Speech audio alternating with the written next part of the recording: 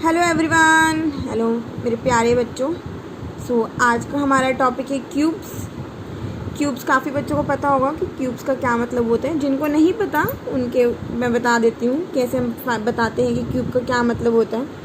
For example, आपके पास कोई एक नंबर है ए, कोई भी नंबर है, और आपको बोला जाता है, आपको बताना है कि इस नंबर का क्यूब क्या होगा। तो क्यूब का क्या मतलब होता है, किसी भी नंबर को आप कितने टाइम्स रिपीट कर रहे हो, 3 टाइम्स क्या कर रहे हो, मल्टीप्लाई। इसका मतलब आप उसको a की पावर 3 लिख सकते हो। a की पावर 3 मतलब a इंटू ए, जैसे कि मैंने बोला 3 टाइम्स मल्टीप्लाई कर रहे हो। तो क्यूब का क्या मतलब हो गया, किसी भी नंबर को हम 3 बार मल्टीप्लाई कर रहे हैं उसी नंबर से। जैसे अगर मैं आपको बोल दूं कि आपको 2 का क्यूब फाइंड करना है, तो आप क्या करोगे जी, 2 को 3 बार मल्टीप्लाई कर दिया, हमें क्या मिल गया, 8। ऐसे ही 5 का हमें क्यूब फाइंड करना है, 5 को हमने 3 बार मल्टीप्लाई कर दिया, हमें क्या मिल गया, 125।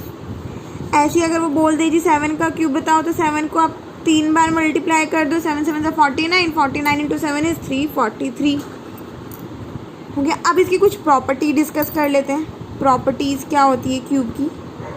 हमारी जो फर्स्ट प्रॉपर्टी है कि नेगेटिव नंबर का जो क्यूब होता है वो हमेशा क्या मिलता है, हमें नेगेटिव। इसकी है फर्स्ट प्रॉपर्टी।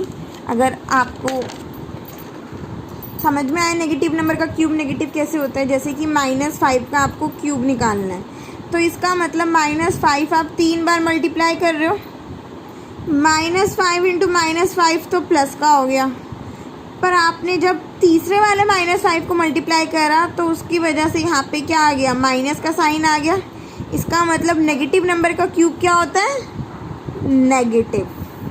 इसके बाद है हमारी सेकंड प्रॉपर्टी। सेकंड प्रॉपर्टी ये कहती है, अगर कोई नंबर इवन है, कोई भी नंबर अगर आपको इवन दे रखा है और उसका आपको बोलते हैं क्यूब फाइंड करना है, तो वो भी क्या आता है, इवन।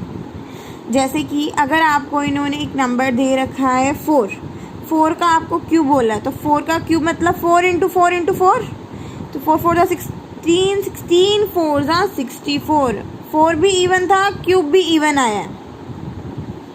और कोई नंबर ले लेते हैं जी, 8 का ले लेते हैं। 8 इंटू 8 इंटू 8 हो जाएगा, 8 इंटू 8 8 64, 64 इंटू 8 इज 512। आपको दिख रहा होगा कि हमने इवन नंबर लिया और आंसर में भी क्या आया, इवन। वहीं पे अगर आपको नंबर आपको क्या दे रखा हो, ऑड दे रखा हो, और वो आपको बोल दीजिए कि इसका क्यूब फाइंड करो, तो आप इसका आंसर देख के मुझे बताओगे कि क्या आता है इसका क्यूब, ऑड आता है, इवन आता है। 3 से शुरू करते हैं। 3 का क्यूब लेते हैं, 3 इंटू 3 इंटू 3, 3 3 ज़ा 9, 9 3 ज़ा 27। तो ऑड नंबर का क्या आता है क्यूब, ऑड। आई होप सबको समझ में आ रहा होगा। इसकी लास्ट प्रॉपर्टी है फोर्थ प्रॉपर्टी हमें ये कहती है, अगर आपके पास कोई भी रेशनल नंबर है जिसका आपको क्यूब फाइंड करना है, सपोज x बाय वाई की पावर 3 है, तो आप इसको इंडिविजुअली भी लिख सकते हो।